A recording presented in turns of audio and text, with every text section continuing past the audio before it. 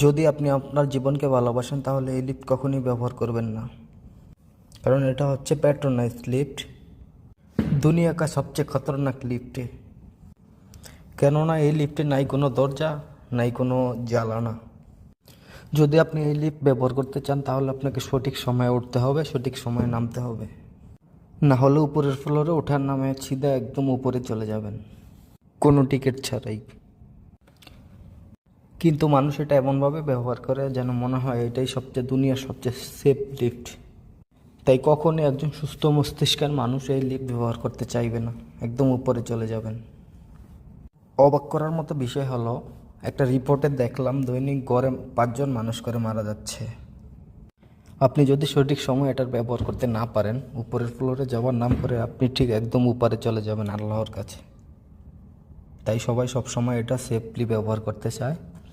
অনেকে যাদের হার্ট দুর্বল তারা কখনো এই লিফট ইউজ করে না।